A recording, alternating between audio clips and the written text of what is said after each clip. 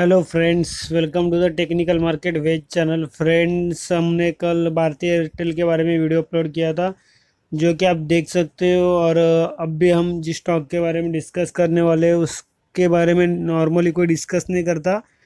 और आपको एक बात बता दो कि अभी गिरते हुए मार्केट में भी शेयर वो अच्छा खासा परफॉर्म कर रहा है, बहुत ही तेज़ रफ्तार से दौड़ रहा है और उसका बहुत सारा साइन और बहुत सारे एंगल्स उसके भी पॉजिटिव शो हो रहे हैं। तो लॉन्ग टर्म के लिए बोल सकते हो या फिर शॉर्ट टर्म के लिए बोल सकते हो कि आपको अच्छा खासा प्रॉफिट मिल सकता है वो स्टॉक में। तो आइए देखते हैं कि उसके बारे में थोड़ा एनालिसिस क्या क्या है। तो यहाँ पे देख सकते हो जिस स्टॉक के बारे में डिस्कस करने वाले उसका 1 अक्टूबर का प्राइसिंग है 3:30 बजे के बाद का 121.50 रुपये। कितना हाई गया है तो 12 रुपये 65 पैसा। परसेंट वाइज बात करोगे तो 11.62% का जंप है वो। एक्चुअली 1 अक्टूबर को ये ओपन ही हुआ था 109 पे और मार्केट क्लोज होते होते ये 121 पे, मतलब तकरीबन 12 रुपये ये जंप ही मारा उसने।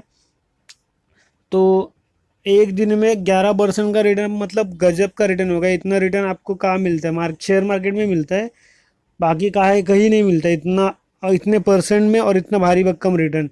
कई कई जगह तो आप 5 या 7 साल रखते हो फिर भी उतना रिटर्न नहीं मिलता, कहीं तो साल में भी इतना रिटर्न नहीं मिलता। तो इतना अच्छा रिटर्न आपको मिलता है शेयर मार्केट, वो भी अच्छे स्टॉक में बने रहोगे, पेशेंस के साथ बने रहोगे तभी मिलता है।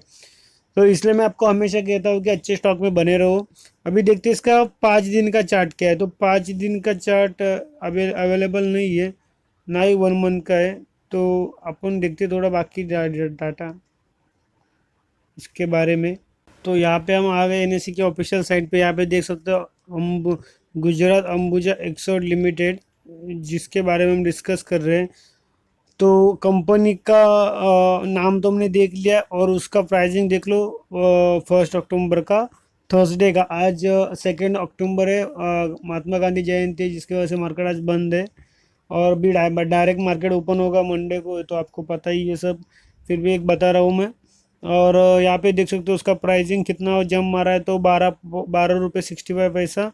परसेंट वाइज बात करोगे तो 11.62% है। प्रीवियस क्लोज इसका 217 पे हुआ था, फिर ये डाउन डाउन गैप के साथ ओपन हुआ 109 पे और फिर से इसने हाई मंगाया आज अपना 128 का।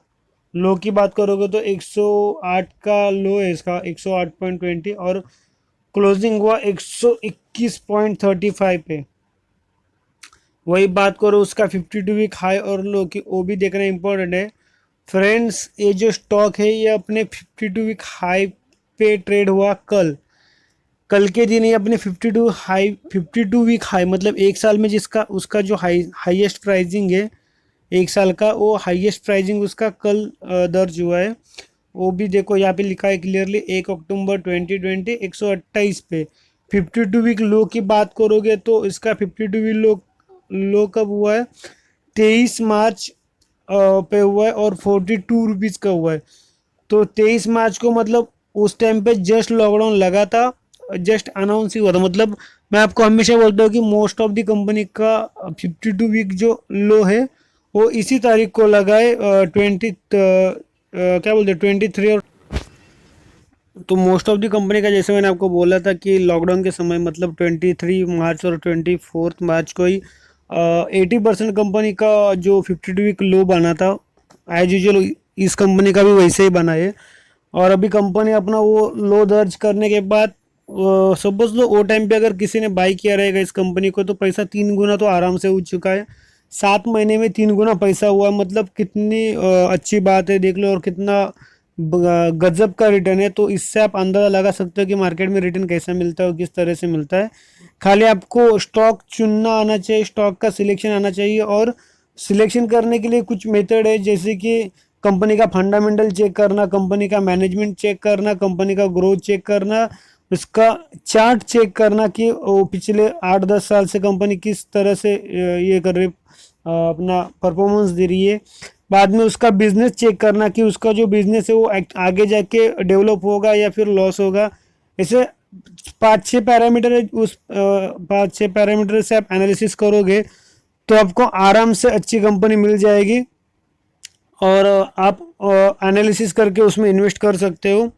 किसी की भी बातों में आके या फिर किसी ने भी बोल दिया कि अरे डायरेक्टली ये कंपनी बाई कर लो, तो ऐसा नहीं होता। आपने को भी खुद से उसका एनालिसिस करना चाहिए और थोड़ा बहुत नॉलेज लेना चाहिए। ब्लाइंडली किसी पे भी भरोसा नहीं करना चाहिए। तो देख सकते हो उसका 1 अक्टूबर को क्वांटिटी कितना ट्रेड हुआ, तो क्वांटिटी ट्रेड हुआ था 5,37,680। उसमें से डिलीवर का क्वांटिटी ये 2,13,227। डिलीवर का परसेंटेज भारी भरकम है जो कि 42.82% है, जो कि अच्छा खासा है। मतलब लगभग आधी परसेंट से भी ज़्यादा स्टॉक डिलीवरी के लिए उठाए गए हैं।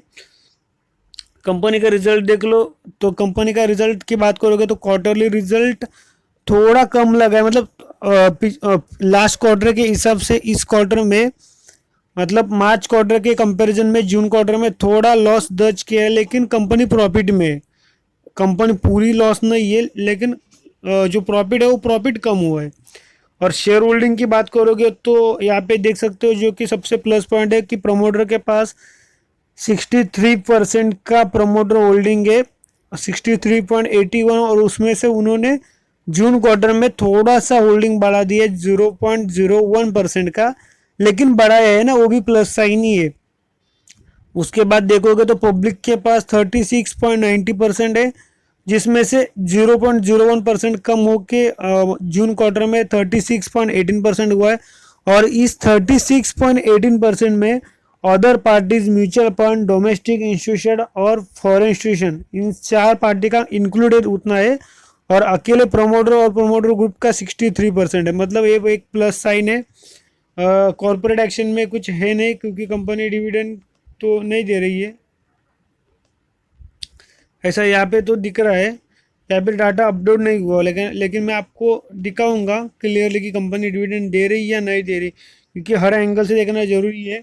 यहाँ पे देख सकते हो कि प्रमोटर के पास जितना भी होल्डिंग है उसमें से उन्होंने कुछ गिरवी नहीं रखा, सब प्रमोटर के पास है। मतलब प्लेज कुछ नहीं रखा है। तो देखते थोड़ा और जानकारी, क्योंकि हर एंगल से एनालिसिस करना।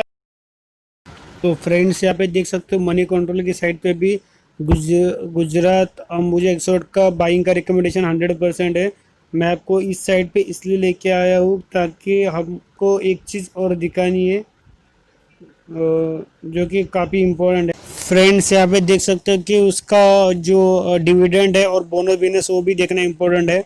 तो यहाँ पे पहले डिविडेंड देखते हैं कि डिविडेंड कैसा मिलता है, और फिर बोनस देखेंगे। तो डिविडेंड देख लो, कंपनी 2016 में 40% का डिविडेंड दिया, 2017 में 18, 19, 20 हर साल कंपनी डिविडेंड दे रही, और वो हर साल परसेंट बढ़ते जा रहा है। 2020 में अभी 16 मार्च को दिया था 50% का डिविडेंड। वही बात करो बोनस की, तो बोनस भी कंपनी दे रही है। और कंपनी का हाल ही में शेयर स्प्लिट हुआ है। मतलब वो जिसके पास 100 शेयर है उसको 200 शेयर मिल चुके हैं।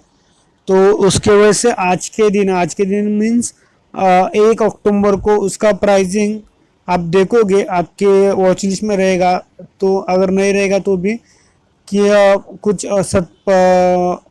90 रुपये, 96, 97, मतलब 100 रुपये डाउन आया। तो एक्चुअली वो 100 रुपये डाउन नहीं है, वो स्प्लिट हुआ। इसकी वजह से वो एडजस्टमेंट हुआ है। मतलब एक का डबल हुआ ना, तो 100% वो डाउन आया था।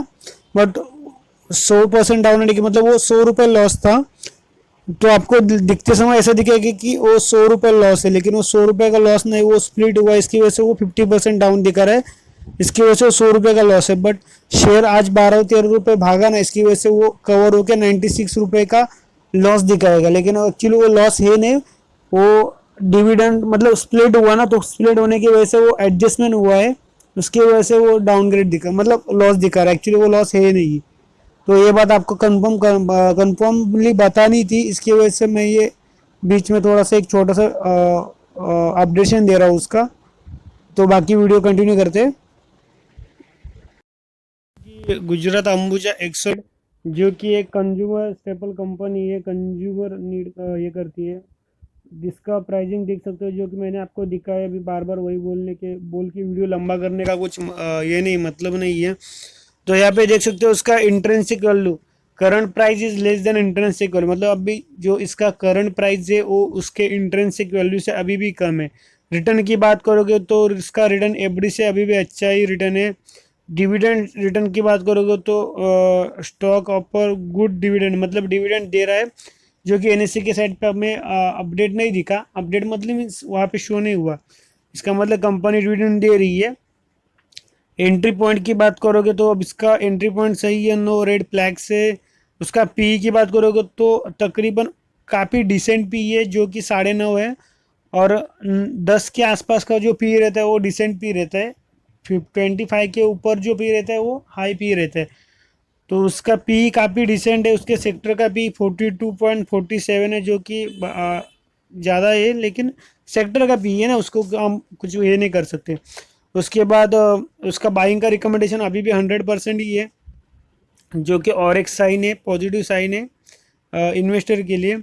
यहाँ पे देख सकते हो उसका फाइनेंशियल ट्रेड मीन्स उसका ईयरली रिजल्ट। तो उसका ईयरली रिजल्ट की बात करोगे तो उसका ईयरली रिजल्ट देख सकते हो, ऑल वैल्यूज 1000 करोड़ है। लेफ्ट टू राइट देखना है 2017, 18, 19, 20 लास्ट 4 साल का है। तो हर साल उसका जो रिवेन्यू है वो बढ़ते जा रहा है, बढ़ते जा रहा है। खाली 2020 में 2019 के कंपैरिजन में थोड़ा रिवेन्यू और थोड़ा प्रॉफिट कम हुआ है, बट ठीक है, लॉस में नहीं है, प्रॉफिट है लेकिन थोड़ा कम हुआ है। तो यहाँ पे आप क्लियरली देख सकते हो। अभी यहाँ पे देखेंगे अपन कि जो उसका होल्डिंग पैटर्न है कि प्रमोटर का, जो हमने देख लिया शॉर्ट में कि किसके पास कितना है, 63 तो प्रमोटर के पास है, लेकिन बाकी जो 36 कुछ है उसमें से बाकी लोगों के पास कितना है।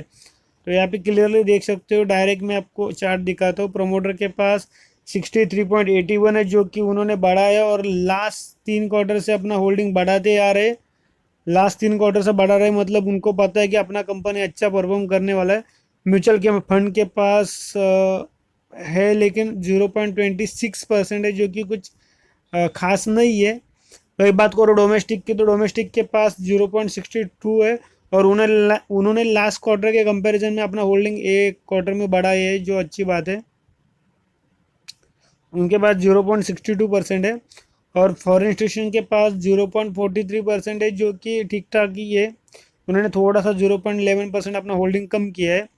और अदर पार्टीज के पास 33.11% है, जो कि सेकेंड हाईएस्ट होल्डिंग है। प्रमोटर के पास majority, second highest other party, जिसमें रिटेल इन्वेस्टर आते हैं, इंडिविजुअल इन्वेस्टर आते हैं, सिंगल इन्वेस्टर आते हैं, जो कि अदर पार्टीज में इंक्लूडेड है।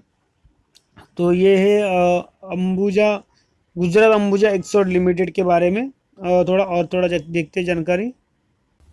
स्टार्टिंग में जब हमने इसके बारे में इसका चार्ट देखा था, तो हमें ऑल टाइम का चार्ट नहीं देखने को मिला था, जो कि मैं आपको यहाँ पे उसका ऑल टाइम का चार्ट दिखाता हूँ, क्योंकि ऑल टाइम का चार्ट देखना इंपॉर्टेंट है। और देख सकते हो इसका ऑल टाइम का चार्ट की कंपनी का जो प्राइसिंग है वो एक ज़माने में 1 रुपये था। 2002 के टाइम पे, 2002 के टाइम पे कंपनी 1 रुपये पे ट्रेड करती थी। और 2002 से लेके कंपनी 18 साल में कहाँ से कहाँ पहुँच गई, आप देख सकते हो। एक तो ये कंपनी 100 क्रॉस है। और ये देख सकते हो, ये कब 2018 की बात है, 2018 के टाइम पे भी ये अपने मतलब बोलते ना, अभी का जो प्राइसिंग है वही प्राइसिंग के आसपास ही ये ट्रेड कर रहा था।